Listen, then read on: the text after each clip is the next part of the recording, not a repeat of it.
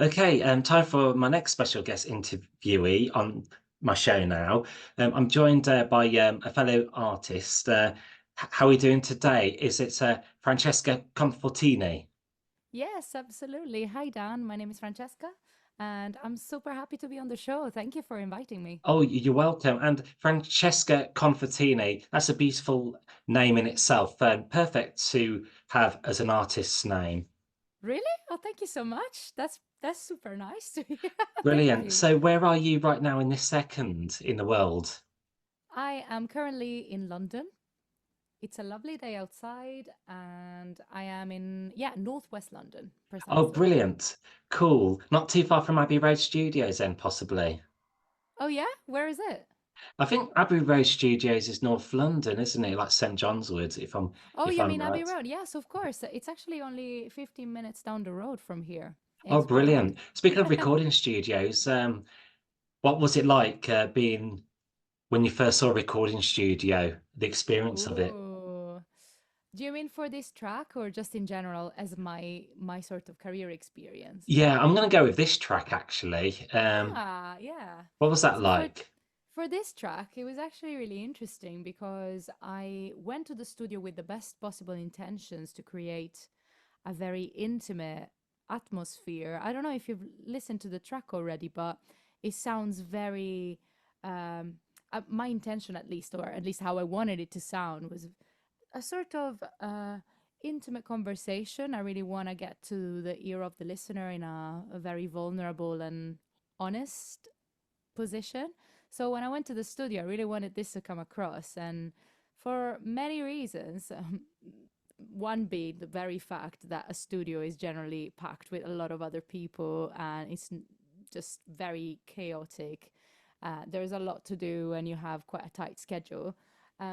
It was really difficult for me to recreate that environment. So I ended up re recording my vocals at home after a few months when the project was already creating itself and taking shape. And then eventually that was better than, in my opinion, my vocal take was a lot more relaxed and a lot more intimate. So it was closer to the result that I wanted in my head. So I basically did it all at home, which was crazy. Wow, that's great to know. So trying to capture the ears of the listener, like an earworm, I guess. Yeah, exactly. I wanted Hmm. it to be a very reflective, intimate moment where it's something that is almost whispered, and there's it's not acted, but I really wanted it to come across as realistic. And with the environment of the studio, I didn't want it to be like singing, you know what I Yeah. mean? I didn't want to shout out loud in the microphone. I wanted to Mm. have that very nice velvety atmosphere, Yeah. and I was only comfortable to do that in my own home. Yeah. So Lovely. that's what it worked. I really like the voice when it's more relaxed, just like controlled. I like that, in a singer. Yeah, thank you very much. That's what I was trying to achieve. Mm, mm, Especially, I've been working for many years as a session vocalist, and for a lot of adverts, you have to be exactly the opposite as what you just said. You need to be punchy and excited and selling a product mm. and uh, very bright and powerful. And that was kind of like my default tone, and I guess in a way it was my luck because it brought me so many good, jobs and Mm. opportunities professionally speaking. But when it came to my artistic project, I wanted to redefine my identity, and I'm not like that. I'm not an advert. I wanted to relax and actually show this side of my voice. Nice. I better tell my listener what the song's called. It's called Pieces of Glass. Yes, pieces of glass. Brilliant. And what was the time length this song took, from writing it from scratch to the end product? So initially, my plan wasn't even to record it. I just wanted to start playing live all my original material. And I wrote this song at the end of the long lockdown, basically, we had here in the UK. And I was getting really fed up with the situation of me being a performer and seeing all my work being cancelled. And when it Mm, came up again, I sort of was sold on the fact that everything was going to start back as normal, and then it wasn't. So it was really confusing time, and that's literally what the song is about. Obviously, very metaphorically speaking, mm. but initially I just wanted to basically play it out live. So I did that for about a year, and then I recorded it last year. And I spent a few months tweaking it and re-recording the voice, as I was saying before, and just making sure I was happy with the product. And yeah, and there it is, out now. It's crazy how long the process is for something like that, isn't it? Yeah, I agree. Sometimes people don't realize the efforts and how long it takes to get it right, you know. Yeah, absolutely. Mm. And with the good weather coming, have you got like any shows or gigs coming up, local or nationwide or worldwide you'd like to share? Yes, absolutely. I have one at the end of June, on the 27th of June. That's going to be in London at the Hampstead Jazz Club.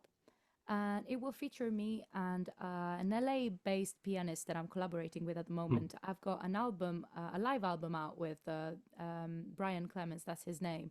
He's a really talented pianist who's just moved to the UK, and we've been writing and collaborating together. So on this particular show, we'll be playing some of my material and some of his together combined. mm, So if you like the song and you want to hear it live, there's a very, very good chance that you can hear it live on the 27th of June in mm. Hampstead Jazz Club. We also have another show on the 19th of September. That's going to be at the Peggy Skylight, which is a lovely jazz venue in Nottingham. So yeah, if you're on that part of the world, that would be great to see you there. Yeah. Yeah. So Nottingham in the East Midlands. So I'm a Midlands boy. So Oh yeah, yeah, and I haven't been to Nottingham in a while actually. So see if we can come over and see you in action.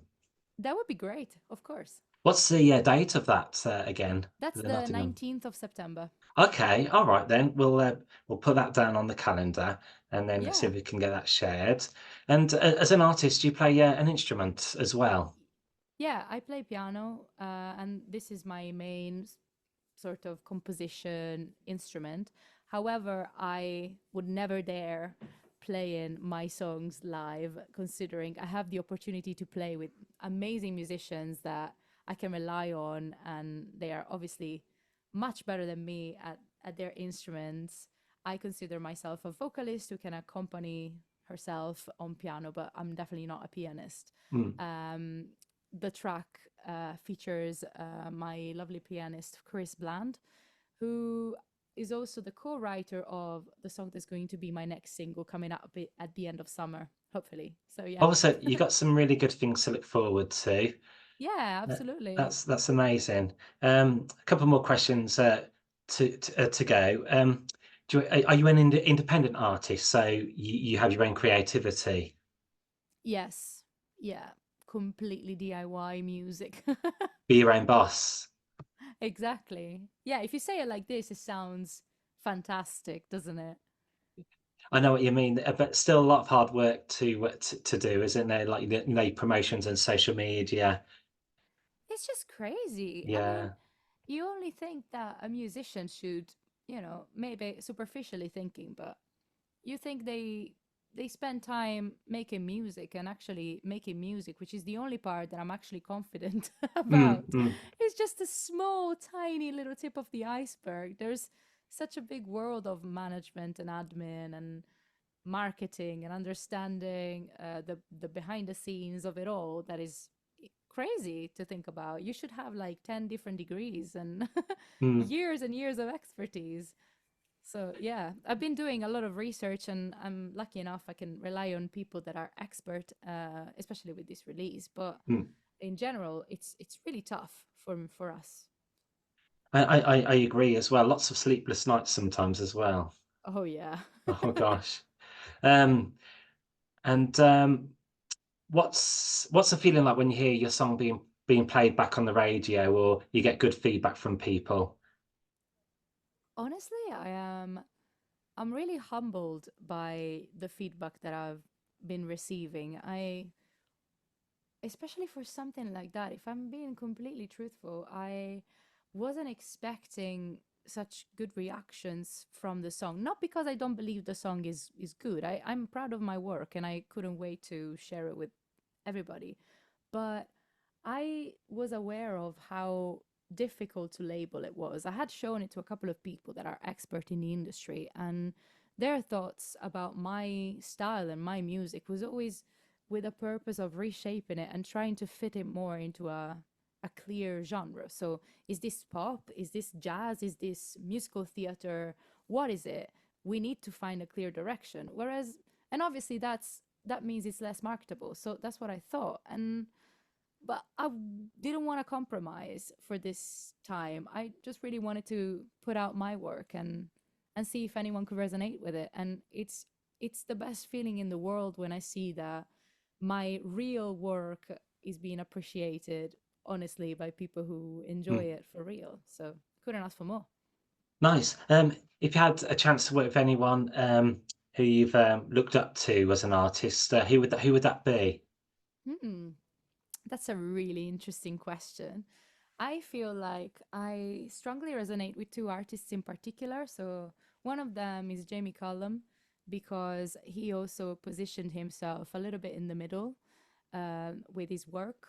There's a lot of jazz and there's a lot of pop and R&B influences. And the first time I played my own original show at 606, which is a jazz venue in London, he actually mentioned it uh, on BBC Radio, and it was really lovely to hear him talking about the show. Mm. So uh, that's very important for me. And the second artist would be Sarah Bareilles because the song has been linked to her quite a lot by a lot of feedback that I've received. And I really like her style, so I guess she's definitely been influencing me. I remember the one song she did was called Love Song, was it? Coming out Yeah, 2008. I think that's the only like song a I know. virtue of love song. Yeah, Yeah, that's the yeah, one. that was great. Yeah, that takes me back a bit. I know her. Yeah, good choices there. Well, fantastic. Anything else you might like to add to the interview, like to say to the people who come and see you in concert or follow your music?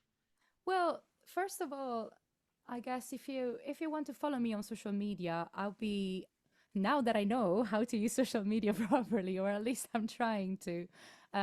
You'll hopefully be able to see a lot more updates. So if you like what you hear and you want to hear more of it, there's definitely going to be more in the upcoming weeks and months. And I guess also in terms of listening to the music, just maybe check out my playlists on Spotify and other digital platforms where I share similar artists.